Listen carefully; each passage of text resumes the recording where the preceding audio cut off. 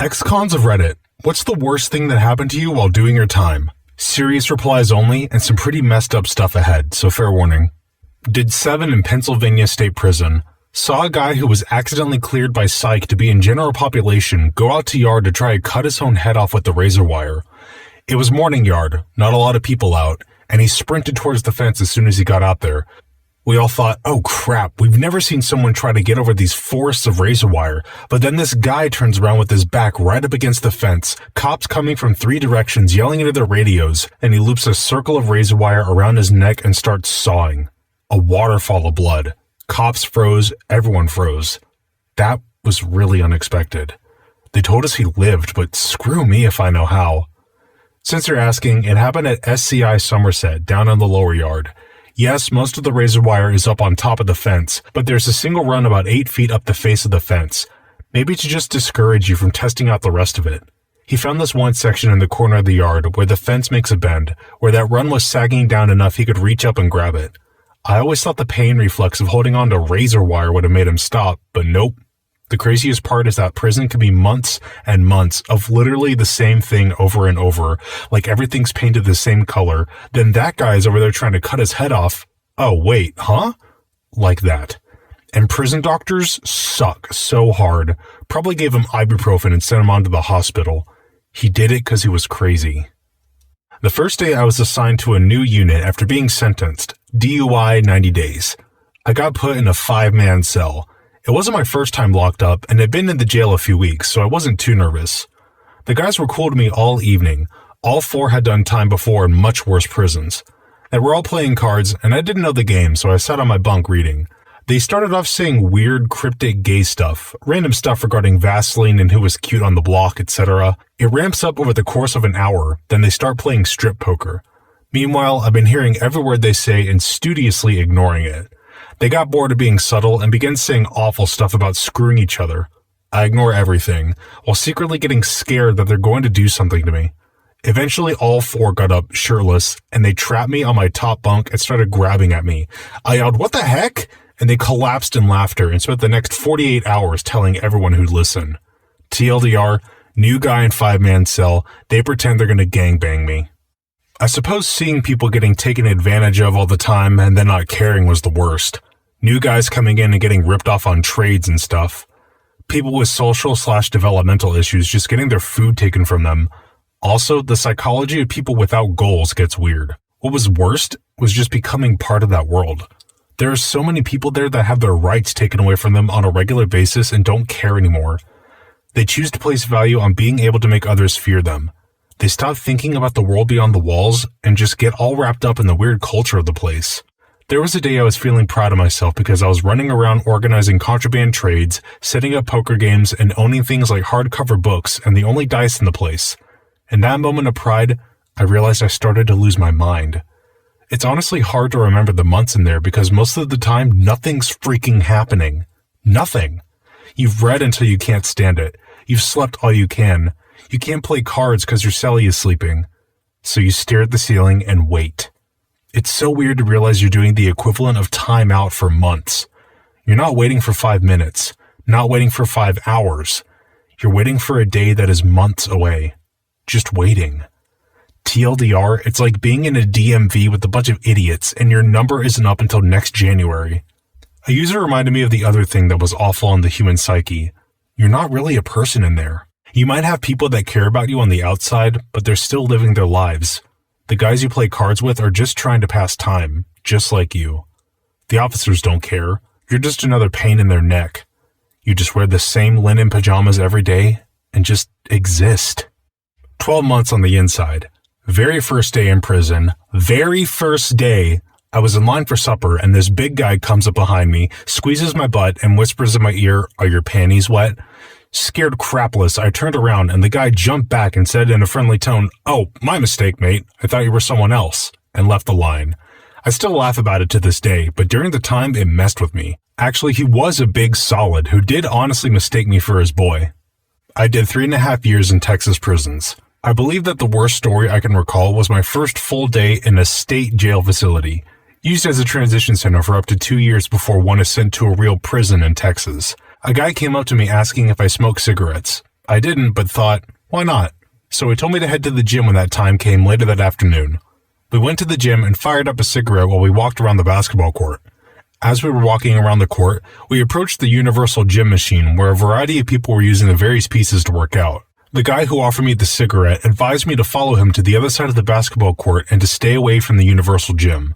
A few minutes later, a guy sat down and leaned back to do some bench press when 4 guys grabbed him, one on each arm and one on each leg. 2 other guys pull out cans of chili, or refried beans as both were available, in socks and proceed to hammer the guy in the face. The guy at the bench press had his face completely caved in. All I could think was, what have I gotten myself into? I also recall one other time when I was at the pre-release facility at the Beto unit where a guy had his face cut up with a box cutter and his throat slit over $20. The guy who died even had about $40 worth of cigarettes on him when he died. I never had anything happen to me directly per se. There were a few fights I got into over various things, usually just respect.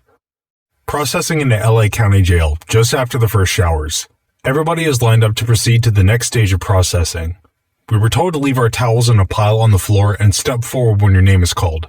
One Hispanic fellow was called but did not speak any English. He was still carrying his towel. The deputy commanded him to stop and leave his towel in the pile. He did not respond. One deputy used his taser on the dude while 2 others dropped knees on him. The guy was rolling on the floor screaming apologies in broken English and Spanish. The guy received 1 warning. A few of us tried asking other Hispanics to inform him of the rule before we got to the deputies, but no further effort was made. I realize this isn't the worst tale in this post, just goes to show that violence happens for totally silly reasons in jail/prison.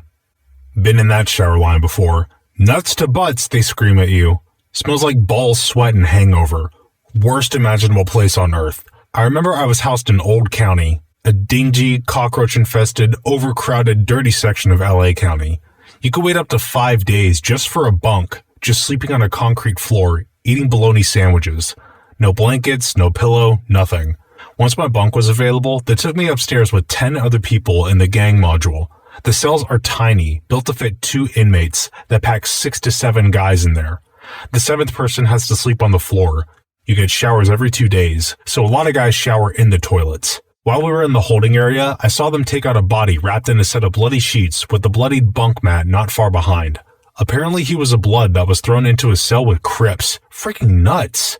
When I finally get to my cell, the gate slams shut behind me. 5 of the biggest, blackest dudes I've ever seen in my life. A huge graffiti piece on the cell said, Rollin' 60s Crips. That's Compton for those of you that don't know. One of the gang members comes right to my face and asks, "What's your name, white boy? Is it Bubba? Ain't you all named Bubba?" I knew I was in for a wild ride. Luckily, things went pretty smooth. Minded my own business and didn't get anything sharp on my neck or blunt in my butt. Still one of the most insane places I've been in my life. Absolute mayhem. Did 4 years, 4 months in a prison in Colombia, South America. For most people that are sentenced to more than a year, prison becomes a vacuum cleaner that sucks up your savings, your marriage, and relationships. It is a really hard time for most. I was engaged at the time. She hung in there for about a year and we parted ways. For you, life screeches to a halt, while life rolls along on the outside. One interesting thing that happens is that prison is like a filter that sorts out who your friends really are and who are your real friends. It goes the same with family. Prison is also hard on you psychologically. You have time, a lot of time, to think. For most people, being left alone with their thoughts can be stressing. One thing that would reduce any tough guy into a quivering coward was the word remisión, which is the term used when they transfer convicted inmates to other prisons around the country. No one wanted that. It wasn't a good thing. While I was there were riots, got tear gassed a bunch of times. One time, the big boss gave the order that every cell block barricade themselves, and one cell block took a couple of guards prisoner. This was on the news, and it was a big deal. They brought in the GRI, Group of Immediate Reaction, sort of a SWAT for prisons. These guys came seriously armed. When they ran in front of our cell block gate, all the guys ran into the cell block. Me and 2 other less experienced convicts stayed by the door watching, when one of them stood in front of the door and pointed his H&K MP5 at us. I don't know anything about guns, but the other inmates were calling it out. We put our arms in the air. The guy next to me starts screaming, "Don't shoot us, we are not armed." The other guys started praying, so I called out the same thing. "Please don't kill us." The GRI officers start yelling, "Shut up and pull your pants down." We do exactly that, and we took our shirts off for good measure. The guy tells us to get on our knees, hands on top of our heads. We're only in that position briefly because shots ring out from another cell block. The guy and some others run toward the gunfire, and me and 2 other guys run into the cell block. The first thing the prison does is cut off the power, phones, and electricity. We were on lockdown for 2 days. It was really intense, and I really thought we were done for. One night, everyone is in bed sleeping when suddenly someone starts screaming in pain. I thought that someone was getting killed. I was scared out of my mind because you have nowhere to run and nowhere to go. But I started hearing people getting up and talking. It turned out that a roach crawled into the guy's ear. After that, it was toilet paper in your ears when you go to sleep. One day, a young kid got caught stealing some old guy's disposable razor. The old man was begging the houseman not to hit the kid, but it was too late. Examples have to be made. We all had to stand by and watch this poor kid get beat like an animal afterwards. I wasn't the only one with tears in my eyes. Another terrible thing was on visiting days, we would all bunch up at the gate of the cell block waiting for our visits. You would see a new inmate receive his visit, and most would break into heart-wrenching sobs. That was hard to watch, mostly because you remember the day it happened to you. Mothers, wives, brothers, sisters, they were all heartbroken, and it was your fault. It just sucked. I guess what I'm trying to say is that it wasn't just one thing, it was many. Sorry for the long post. I saw a guy with swastika tattoos on his body befriend a flamboyantly gay black man platonically. Turned my whole world upside down. Actually, for all I know, it could have been a flamboyantly black gay man. Either way, it was sweet. While waiting in jail to go to the PDC, there were 5 guys from my block that liked making people fight. They made up stories and stole things, and then would act like your buddy and say they found your stuff in this guy's bunk. I was warned about this. They finally targeted me, and this guy twice my size. Luckily, he was warned too. They stole my deodorant, which is a prize where I was, and put it in his bunk. They told me where it was, and I acted mad. Then we all went to his cell. The big guy looked at me and said, "You stole from me. No one steals from me." I winked at him and began lightly slapping him. He laughed and slapped lightly back. We both were yelling. Everyone laughed and I got my deodorant back. The 5 dudes saw we knew what they were up to and moved on to other new inmates. Even though everything worked out, I was secretly crapping and wetting myself to oblivion in my mind. I'm glad there's at least one wholesome post to separate all the awfulness. Did 3 weeks in county for basically being at the wrong place at the wrong time. I had just turned 18 and had never been in trouble, not even in school. I was interrogated in a small room by a huge undercover agent with a stash who told me that they knew I was the ringleader and that he would make it his personal mission to see that I spent the rest of my life in jail. Did not know any details, so I said nothing. When I was put in a cell, my cellmate was a 6'2" bald Mexican gangster guy, and every night he would loudly pleasure himself while I clinched my thin bed sheets in fear of not sleeping until I knew for sure I no longer heard him. I was released for lack of evidence. Good times. I'm going to give you a family story. My cousin got into some cocaine and heroin problems shortly after his mother died. He did a robbery at knife point on a local shop where my brother now works. Anyway, he goes away for 10 years, serves 8, and was released 3 years ago. He has a wife and 2 kids and is doing really well, so happy ending. The story that comes to mind is during his 5th year, he is one of the longest serving members of the prison. Short stay prison in England with only a few people serving sentences over 2 years. Anyway, he gets a guy living next to his cell and starts chatting with him in the cafeteria. They become friends, and after about 3 months, people think nothing of it. But 3 months after he arrives, the inmates break into the back office of the prison and find everyone's records. They found out my cousin's mate has been transferred to this prison because his last person found out he was a kitty fiddler and he was moved for his safety. My cousin gets told flat out while at dinner one day, "So-and-so, he's been done for kitty fiddling. Do something or you both get it from us." Fearing his safety, my cousin goes over and whacks the guy straight in the jaw with a tray, breaks his jaw and a couple of teeth. My cousin proves he was not sympathizing with the kitty fiddler and didn't get his head kicked in, sent into solitary confinement for 2 weeks.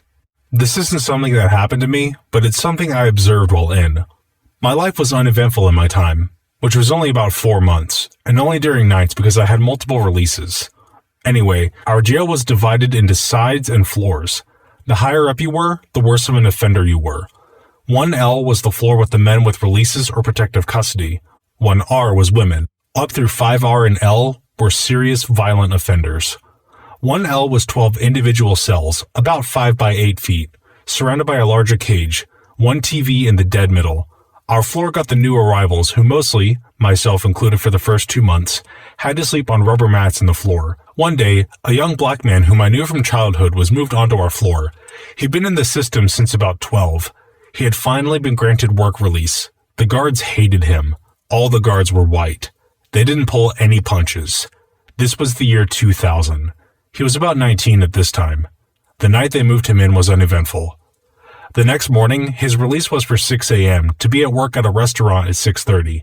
The overnight guard was a jerk who loved doing things like dropping our food or releasing us late or holding us for an extra inspection or whatever. That morning, he was too busy to let this inmate out until 9 a.m. Our only phone was collect, and he did, for whatever reason, turn it off that morning so none of us could use it. Kid finally gets out, his ride still waiting, and beats feet to work. They actually let him work till noon, at which point he came immediately back like he was supposed to, during which time they made him sit in the sally port for about 5 hours without food, water, or bathroom. So he gets in after dinner and goes back to his cell, pretty dejected but not being bad or disrespectful. The next morning, they do the same thing. He gets to work and the manager can't do much but fire him, so he comes straight back to work and calls his PO on the way, and she calls the jail to tell them that he won't need his release the next day. So he comes back on the floor and pretty much immediately gets on the phone with his lawyer and family trying to find a new job. Cue the big fat guard dog. She comes walking down the floor outside the second cage laughing, saying something like, "How was work, X?" To which he responds, "You know how it was." And she, I swear to God she says this, says something like, "Shoulda known a lazy N wouldn't go to work on time. Looks like you're going back upstairs with the rest of the monkeys." We're all kind of appalled that she'd say that, and we're all white dudes. So he says something like, "Don't you have anything better to do?" Which is of course what she was hoping for. "Lockdown," she says loudly, which is where we all go back to our cages or mats. We all abide. She gets on her walkie and says her close first left and locks us all in about 3 hours before normal time. He says something like, "You ain't gotta take it out on all these dudes. They didn't do nothing." And she says, "Shut up, inmate, on your knees." Now you have to remember that she's about 6 feet in front of him, and none of us can see because we're all in our cages. Only the cage next to him can see her really, because he's in the last cell. So she starts screaming at him, calling him names, making fun of him, nasty, nasty stuff. So he calls her a dog or something. She pulls out a can of bear spray and just hoses him down and the rest of us by proximity. Then she calls in the response team, which is just one dude and his dog, and they haul the kid out, not fighting, in cuffs and drag him away, leaving the rest of us to wheeze on pepper spray for the rest of the night. That was one story. I could tell you about the guy with the wheelchair or the littering guy or lots of stuff. Thanks everyone for your comments. I didn't expect this to get big. I feel like I've had a pretty wild life and I love talking about the crazy things I've done. 8-time felon Eagle Scout EMT with SAR dogs? Okay. I've worked in youth residential group homes, worked as a counselor, taught public school, had to restrain lots of folks, been stabbed by students, been deposed for very technical ADA-related issues and big lawsuits, and I'm happy to share about all of it because I think our stories could all be shared. For the record, I was originally charged with 28 felonies and something like 15 misdemeanors for breaking and entering. Effectively, the DA took every single unsolved B&E from the previous year and charged me with it. We couldn't afford the $10,000 my lawyer wanted to go to trial. That was after the $10,000 he charged just to represent me. So we took a plea bargain of 8 felonies and 3 groups, all B&E. I was supposed to receive 1 to 10 years in the state pen for each one, but the judge realized that things weren't what they seemed, and instead grouped the charges and sentenced me to 3 to 30, suspended it, and gave me 6 months in counting with releases for work, school, and community service. So I pretty much just spent the night in jail for 4 to 5 months. Really lucky and really not too bad. I won't say that I was innocent, but I also won't say that I was remotely guilty of what I was charged with or what I pled guilty to. My PO, that's another whole series of stories, decided that I was the poster child for reform and had me speak to her interns about recidivism and corrections, and then for an unknown reason decided I was bad and tried 3 times to revoke my probation, all unsuccessfully. I graduated with a 3.7 overall GPA in 2003. 8 months inside, and one instance always sticks out in my mind. I was running out of phone minutes and spending what precious time I had left talking to my child. We didn't get to talk as much as I liked, had unfortunately more important people to talk to. Lawyers, trying to find jobs for my release, etc. This jerk comes up. I need the phone. Hold on, man, I only got a couple minutes left. He takes the phone and slammed it into the crappy payphone holster and abruptly hung up on my daughter. still breaks my heart because I cherish every minute I can have with her. I worked as a guard in a military prison for 4 years, and after reading the stories in here, I'm glad I didn't transition to federal corrections when I got out. The things I read about in here. I didn't see either, but my buddy witnessed 2 events. One where a guy in the labor yard took his shovel and full-on swung it into the side of a guy's face, shattered his jaw, and dropped like a sack. He lived. After his surgeries were done, he was transferred to a different facility. Another guy was an MP who was the arresting officer of an inmate. When the MP was sent to the jail, I don't remember what he did, probably some possession charge. We had a few prior MPs in the jail. He didn't remember the guy at all, but the inmate broke his jaw with an elbow coming out of the shower one day. His wasn't so bad off as the first guy. He stayed for the rest of his sentence, but was kept in a different block than the other inmate. The head cook was pimping out her female cooks to the inmates. Their families would wire money to the head cook, who would then get that inmate assigned to kitchen duties so she could screw the female cooks. As a result of this, we had to man an extra guard to stay in the kitchen at all times. The head cook was sent to Leavenworth, and the 2 she was pimping out were dishonorably discharged from the army. Outside of that, the worst altercation I've seen was 2 inmates fighting in a block and knocking the TV over. 40 inmates in the block collectively went, "Oh crap, no!" And once the fight was over, they were all asking us to check on the TV and hoping it still worked. Didn't give a crap about the 2 bloody idiots we took to segregation. That TV though, fortunately it did still work. Put it back on its stand and plugged it back in and came right back up. The place I was at was mostly pretty laid back. We had a saying, it's 365 days of boredom with 5 days of excitement. It's worse than the hot days of summer and around Christmas. Tempers flare and everyone is depressed. Oh, there was also a time where a female guard was doing a block check and walked into the shower, which wasn't on, and found an inmate laying along the wall, head and neck on the floor, back and legs up the wall, pleasuring himself because he was trying to eat his own emission. She wrote him up for that. It was freaking hilarious to read that report. One guy had a heart attack in the rec yard.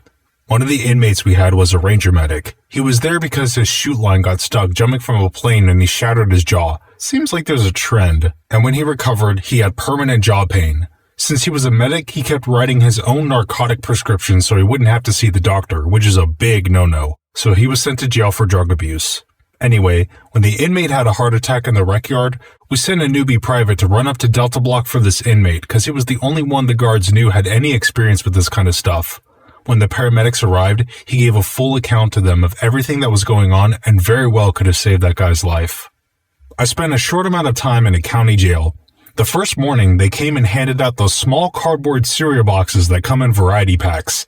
I remember wolfing down the cereal as I hadn't eaten in a day or 2 and was starving. They then came back around and served the milk. I was angry. When you subscribe, make sure to hit the bell to turn on notifications. Put the playlist on in the background to finish listening to all the stories, linked at the top of the description. And if you like Am I the Genius, give Am I the Jerk a shot, linked in the description too. Either way, thanks a lot for watching, and we'll see you guys next time.